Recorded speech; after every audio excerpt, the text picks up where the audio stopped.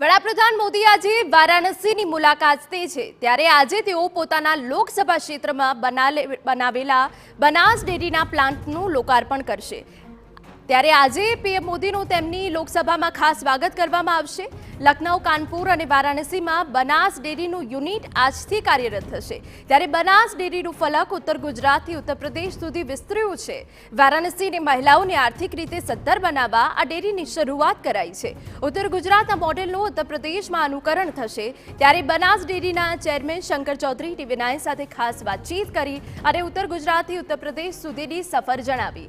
ત્યારે તેઓએ બનાસ ડેરીના વિકાસ પાછળના કારણ વિશે શું કહ્યું, આવો સાંભળીએ। હવે ઉત્તર ગુજરાત સુધી મર્યાદિત નથી। ઉત્તર ગુજરાતથી ઉત્તર પ્રદેશનો સફર આ બનાસ ડેરીએ કર્યો છે। વડાપ્રધાન આ વખતે વારાણસી એક મહત્વના યુનિટનું પણ લોકાર્પણ કરવાના છે। ત્યારે સમગ્ર મુદ્દે વાત કરવા માટે આપણી સાથે બનાસ ડેરીના ચેરમેન શંકરભાઈ ચૌધરી ઉપસ્થિત છે। શંકરભાઈ, બનાસની આ સફર વારાણસી સુધી આગળ પણ એક લોકાર્પણ આજ પ્લાન્ટનું થયું હતું, શું સમગ્ર કાર્યક્રમ છે વડાપ્રધાનનો? ઉત્તર પ્રદેશની અંદર લખનઉ, કાનપુરના બંને પ્લાન્ટો પછી વારાણસીનો પ્લાન્ટ પણ બની ગયો અને એનું લોકાર્પણ 23મી તારીખે દેશના પ્રધાનમંત્રી મોદી સાહેબના વરદ હસ્તે લોકાર્પણ થવા જઈ રહ્યું છે। અને સમગ્ર પૂર્વાંચલ એની અંદર આના કારણે એક દૂધ ક્રાંતિની શરૂઆત થશે। ઉત્તર પ્રદેશ સરકાર અને ખાસ કરીને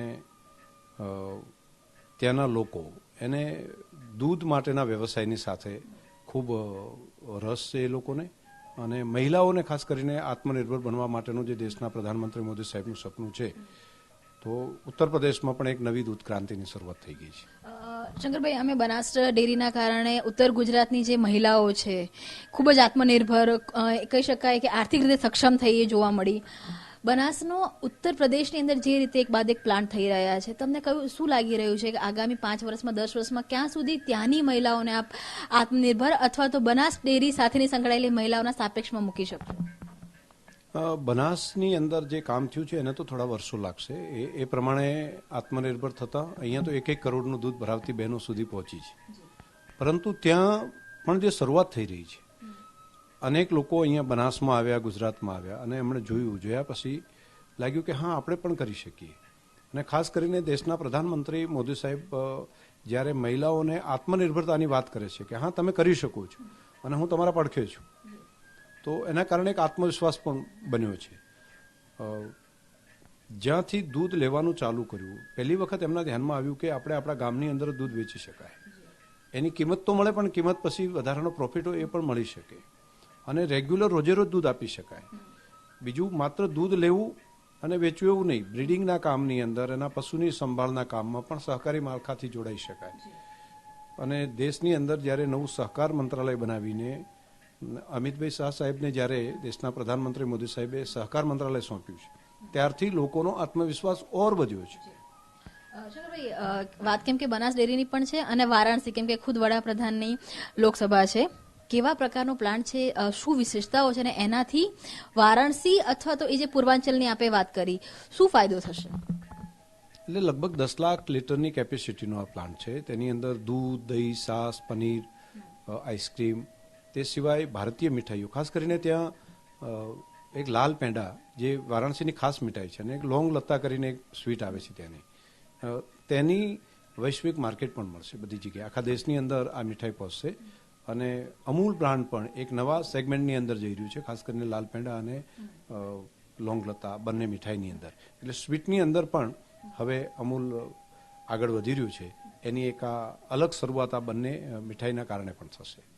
જ્યારે બનાસ શરૂ થયું હતું ત્યારે ક્યારે વિચાર્યું હતું કે બનાસથી બહાર, ઉત્તર ગુજરાતથી બહાર, કેમ કે જો વારાણસીની વાત કરવામાં આવે એની પહેલા પણ યુપીમાં 2 યુનિટ શરૂ થઈ ચૂક્યા છે, હજુ બનાસ કઈ દિશામાં આગળ વધારવાનું આપ લોકોનું પોતાનું વિઝન છે?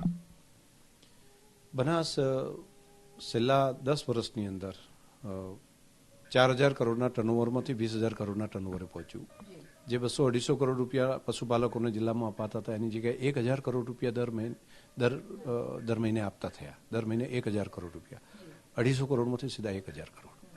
તો આ એક નવી ક્રાંતિ છેલ્લા 10 વર્ષમાં થઈ શકી।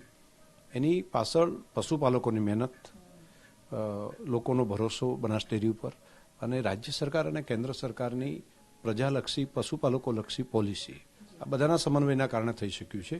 પહેલા તો કલ્પના નથી કે બહાર જઈ શકાશે, પરંતુ અત્યારે અનેક નવા સપના પણ જોઈ રહ્યા છે અને સપના સાકાર પણ થઈ રહ્યા છે. ધન્યવાદ અમારી સાથે વાત કરવા માટે. તો આ હતા બનાસ ડેરીના ચેરમેન શંકરભાઈ ચૌધરી, કે જે કહી રહ્યા છે કે કઈ રીતે બનાસનો વિકાસ થયો છે, તેની પાછળ કેટલી મહેનત છે તે લાગી છે, અને હવે માત્ર ઉત્તર ગુજરાત સુધી નહીં, દેશભરમાં, અને તેમાં પણ ખાસ કરીને ઉત્તર પ્રદેશ કાશી, કે જે વડાપ્રધાનની લોકસભા છે, ત્યાં એક મહત્વનો પ્લાન્ટ છે જેનું લોકાર્પણ થવા જઈ રહ્યું છે.